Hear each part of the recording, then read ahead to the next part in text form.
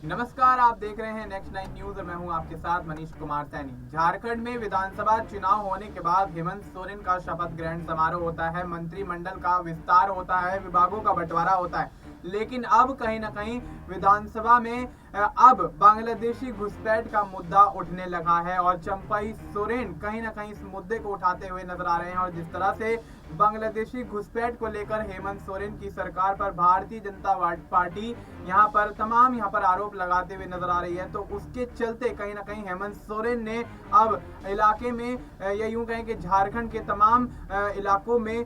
मुस्तैदी जो है वो बढ़ा दी है। और ऐसे में तमाम कंपनियां यहाँ तैनात की गई हैं और अपने मंत्रियों यानी कि कैबिनेट मंत्रियों की सुरक्षा को भी बढ़ा दिया गया है। और उनकी सुरक्षा बढ़ाने के बाद अब कहीं ना कहीं झारखंड के अंदर नक्सल और तमाम घुसपैठ के मुद्दे को लेकर फिर भी भारतीय जनता पार्टी लगातार हमलावर है। और ऐसे में इस मुद्दे पर चर्चा करने के लिए हमारे साथ हमारे वरिष्ठ सहयोगी अमन सर मौजूद हैं। सर, बहुत बहुत स्वागत है आपका। सर, किस तरह से देखते हैं झारखंड के अंदर काफी लंबे समय से देखा जा रहा है, चाहे चुनाव के दौरान भी हमने देखा हो कि बांग्लादेशी घुसपैठ का मुद्दा काफी अहम रहा है और जो बांग्लादेशी घुसपैठ का मुद्दा है उसको लेकर हेमंत सोरेन की सरकार लगातार सवालों के घेरे में फंसती हुई नजर आ रही है। तो अब जिस तरह से भारतीय जनता पार्टी यहाँ पर एक बार फिर से विधानसभा के अंदर बांग्लादेशी घुसपैठ का मुद्दा उठा रही है, चंपाई सोरेन भी इस बात को कहते हुए नजर आ रहे हैं, तो क्या लगता है क्या वाकई सरकार कहीं ना कहीं चूकती हुई नजर आ रही है इस मामले को लेकर कार्रवाई करने में या मुस्तैदी बढ़ाने में या सिक्योरिटी करने में? क्या कहना चाहेंगे आप? देखिए, पहली बात तो ये मनीष कि जिस तरह का मुद्दा लगातार बीजेपी उठा रही है, ये कोई नया मुद्दा नहीं। जैसा पहले भी हम देख चुके हैं, बीजेपी के तमाम नेताओं ने इस मुद्दे को लेकर झारखंड में एक हवा बनाने का प्रयास किया कि घुसपैठ के जरिए झारखंड की आबो हवा को खराब करने का प्रयास किया जा रहा है। झारखंड के जो तहजीब और तमीज़ है उसको एक तरीके से बर्बाद करने का प्रयास किया जा रहा है, चाहे पीएम मोदी हो या अमित शाह जी हो या और तमाम लोग। उन्होंने एक तरीके से ये तक कहा कि यहाँ पर जबरदस्त तरीके घुसपैठ हो रही है। बांग्लादेशी लोग लगातार झारखंड के अंदर अपनी पैठ मजबूत कर रहे हैं। लेकिन सबसे बड़ा सवाल यहाँ पर उभर कर सामने आता है कि जब सीमाओं पर इतनी चौकसी है तो आखिर बांग्लादेशी जो घुसपैठी ये कहाँ से घुस कर आ रहे हैं? इसमें सीधे तौर पर फिर जो सवाल को घेरे में आती है वो केंद्र सरकार आती है, गृह मंत्रालय आता है, जो कह सकते हैं देश की सुरक्षा के लिए सबसे मजबूत कह सकते हैं कि महकमा है। और यहाँ पर अगर वो भी फेलियर नजर आते हैं तो जाहिर बात है कि सीमा सुरक्षा को लेकर फिर सवाल उठते हैं कि क्या वो अपनी कह सकते हैं जो रक्षा मंत्रालय है उनके ऊपर सवाल उठते हैं कि क्या वो चौकसी करने में कहीं ना कहीं कोई कोताही बरत रहे। तो ये तमाम जो मुद्दे हैं वो कहीं ना कहीं बीजेपी के ऊपर जाते हुए नजर आते हैं। जैसा हम देख रहे हैं केजरीवाल जो मुख्यमंत्री रहे दिल्ली के, उन्होंने भी ये बात कही है कि भाई जी, अगर रोहिंग्या मुस्लिमों का मुद्दा बीजेपी उठाती है कि घुसपैठ हो रही है और तमाम तरह से अवैध तरीके से भारत में आकर बस रहे हैं, तो बड़ा और महत्वपूर्ण सवाल ये है कि सीमाओं के अंदर फिर वो घुस कैसे रहे हैं। आपने देखा होगा कि सीमा हैदर जिस तरह से नेपाल के रास्ते इंडिया में घुसी, उसको लेकर भी तमाम सारे सवाल उठे कि भाई आखिर वो 4 बच्चों के साथ में कैसे इंडिया में एंटर कर सकती है, क्या कोई जाँच नहीं है, कोई चेकिंग नहीं है, कोई प्रोसेस नहीं है। तो ऐसे तमाम सवालों के घेरे बीजेपी घुसती हुई नजर आए। लेकिन जिस तरह बीजेपी लगातार ये मुद्दे उठा रही है कि भाई बांग्लादेशी घुसपैठ जो है वो लगातार कह सकते हैं झारखंड में हो रही है, बाकी तमाम राज्यों में होती हुई नजर आ रही है। तो यहाँ पर बीजेपी का जो ये मुद्दा है, खासकर चंपाई सोरेन भी जी, लगातार जो जेएमएम कुनबे से निकलकर बीजेपी में शामिल हुए वो भी ये बात उठाते रहे हैं कि यहाँ पर जो बीजेपी है वो कह सकते हैं कि अब यहाँ जो आदिवासी उनके अधिकारों रक्षा करती हुई नजर आएगी। जो घुसपैठ का मुद्दा है उस पर लगातार अब आवाज बुलंद करती हुई नजर आएगी। सरकार को उसका जवाब देना होगा। तमाम तरह की बातें निकल के सामने आ रही हैं। लेकिन देखिए, महत्वपूर्ण बात यह है कि राज्य सरकार की अगर जवाबदेही है तो उससे ज़्यादा जवाबदेही जो है वो केंद्र सरकार की नजर आती है कि केंद्र सरकार की क्या कोई चूक हो रही है। क्योंकि इतनी बड़ी बात अगर कही जाती है तो जाहिर बात है उसका कोई ना कोई अर्थ होता है। और अगर ये अर्थ निकल के इस रूप में सामने आ रहा है तो जाहिर बात है बीजेपी भी कहीं ना कहीं जवाबदेह है। बीजेपी को भी इस मसले के ऊपर जवाब देना चाहिए। बिल्कुल। यहाँ पर देखा जाए तो केंद्र में भारतीय जनता पार्टी की सरकार है, एनडीए की सरकार है, तो भारतीय जनता पार्टी को भी कहीं ना कहीं इस मामले को लेकर अलर्ट होना पड़ेगा। क्योंकि जो यहाँ पर सेना से जुड़े हुए मुद्दे हैं या सीमाओं से जुड़े हुए मुद्दे हैं उसमें यहाँ पर एक्शन जो है वो केंद्र सरकार द्वारा लिया जाता है। लेकिन फिर भी भारतीय जनता पार्टी झारखंड विधानसभा में हेमंत सोरेन पर हमला बोलती हुई नजर आ रही है, उनकी कैबिनेट पर हमला बोलती हुई नजर आ रही है। और साफ तौर पर देखा जा रहा है जब से हेमंत सोरेन ने मुख्यमंत्री पद की शपथ ली है उसके बाद से लगातार भारतीय जनता पार्टी तमाम चीजों में यहाँ पर उनको फंसाने के प्रयास करती हुई नजर आ रही है। लेकिन वो सभी प्रयास यहाँ पर कहीं ना कहीं फेल होते हुए नजर आ रहे हैं। और ऐसे में अब जिस तरह से चंपाई सोरेन भी झारखंड विधानसभा में इस मामले को उठाते हुए नजर आ रहे हैं, तो कहीं ना कहीं देखा जाए तो चंपाई सोरेन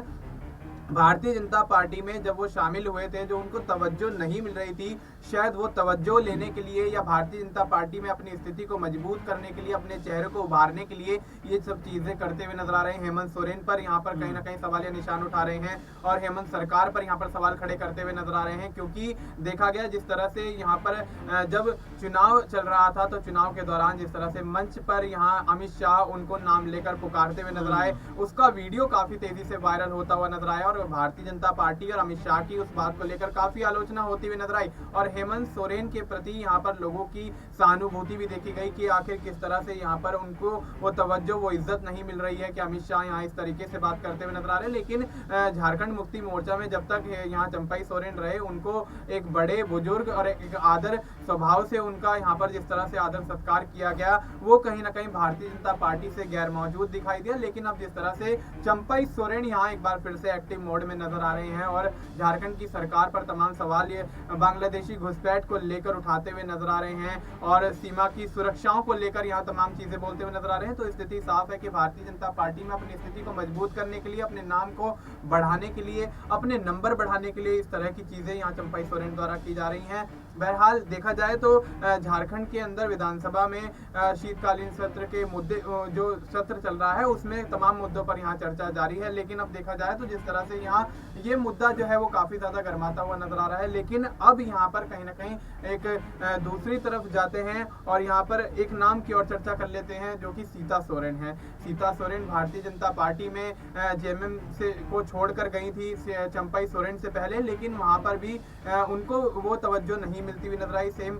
वही स्थिति यहाँ पर जिस तरह से चंपाई सोरेन की रही, वही स्थिति कहीं ना कहीं सीता सोरेन की दिखाई दी। लेकिन अब देखा जा रहा है जामताड़ा से चुनाव हारने के बाद, इरफान अंसारी के चुनाव जीतने के बाद कहीं ना कहीं राजनीति से नदारद होती हुई सीता सोरेन यहाँ पर दिखाई दे रही हैं। लेकिन अब सर सवाल ये उठता है कि जिस तरह से भारतीय जनता पार्टी की समीक्षा बैठक होती है, उसमें गैर मौजूदगी सीता सोरेन की और तमाम एक्टिविटीज में जिस तरह से शुरुआती दौर से एक्टिव रहती थी, विधानसभा चुनाव से पहले भी काफी एक्टिव रहती थी, लेकिन अब उनकी एक्टिविटी कम होना क्या ये दर्शाता है कि वाकई वो भारतीय जनता पार्टी के कुनबे को छोड़कर जेएमएम में जाती हुई नजर आ सकती हैं? क्या कहना चाहेंगे? देखिए, वास्तव में बात सच है कि यहाँ पर जिस तरह सीता सोरेन एक बड़ा चेहरा बनकर उभरी थी और ये लगा था कि जेएमएम के अंदर जिस तरह से उनकी अनदेखी हुई है, जैसा वो कहती हुई नजर आती थी, बीजेपी में उनको तवज्जो मिलेगी, बीजेपी में एक बड़ा मकाम उनको मिलता हुआ नजर आएगा। चुनाव में जरूर वो उतरी, लेकिन जिस तरह से उनकी पराजय हुई, जिस तरह से उनकी शिकस्त हुई, उसके बाद से ये सवाल उभर कर सामने आ गया कि भाई क्या सीता सोरेन वाकई में बीजेपी की आइडियोलॉजी के साथ में आगे बढ़ सकती हैं? आपने सही कहा कि जब समीक्षा बैठक बुलाई जाती है उसमें सीता सोरेन नजर नहीं आती, यहाँ तक कि चंपाई सोरेन भी एक दो बैठकों में नजर नहीं आए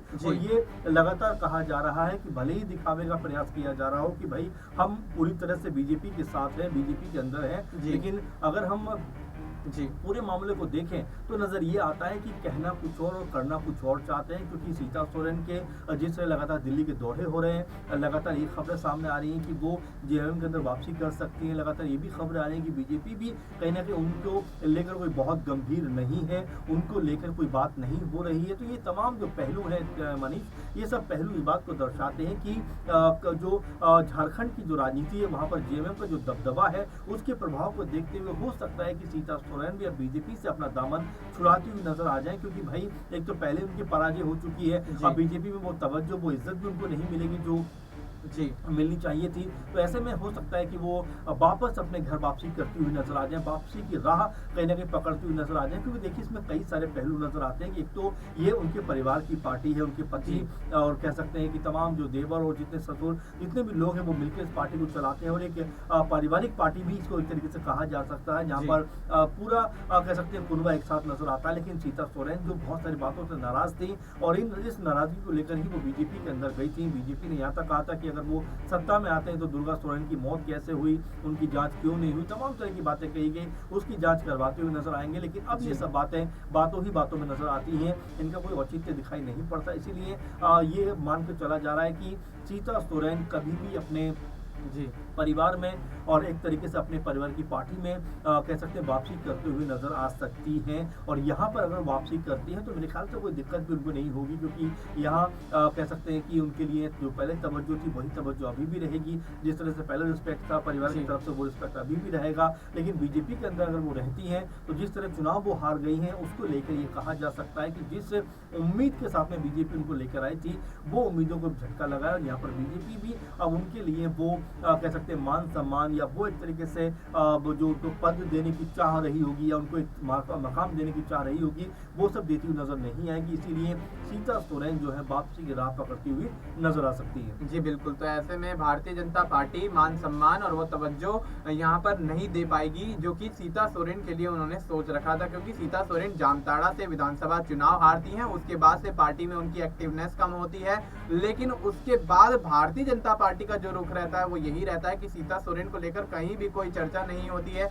शायद यही वजह रही कि समीक्षा बैठक में सीता सोरेन गैर मौजूद रही। जिस तरह से सर ने बताया कि चंपाई सोरेन भी काफी ऐसी बैठकें रही विधानसभा चुनाव के परिणामों के बाद जिसमें चंपाई सोरेन भी गैर मौजूद दिखाई दिए। लेकिन अब जिस तरह से सीता सोरेन को लेकर यहाँ सवाल उठ रहे हैं कि आखिर सीता सोरेन क्या वाकई यहाँ जेएमएम की तरफ जाने का मन बना चुकी हैं, परिवार में जाने का मन बना चुकी हैं, और भारतीय जनता पार्टी में उनकी वो तवज्जो, वो इज्जत, वो मान सम्मान कम होना क्या वाकई ये दर्शाता है कि सीता सोरेन को भारतीय जनता पार्टी चुनाव में हारने के बाद सिरे से नकार चुकी है। और ऐसे में अब जेएमएम की तरफ वो रुख करती हुई नजर आ सकती है। और जेएमएम में रुख करती हैं तो क्या वाकई यहाँ कैबिनेट मंत्री पद तो ना सही, लेकिन क्या वाकई यहाँ कोई बड़ी जिम्मेदारी राज्य के अंदर हेमंत सोरेन द्वारा सीता सोरेन को जेएमएम में वापसी के बाद दी जाएगी या फिर नहीं, ये देखना बड़ा दिलचस्प होगा। फिलहाल आपको इस मुद्दे पर क्या कुछ लगता है, आप अपनी राय हमें कमेंट करके बता सकते हैं। बाकी देश और दुनिया से जुड़ी तमाम जानकारी के लिए आप देखते रहिए नेक्स्ट 9 न्यूज।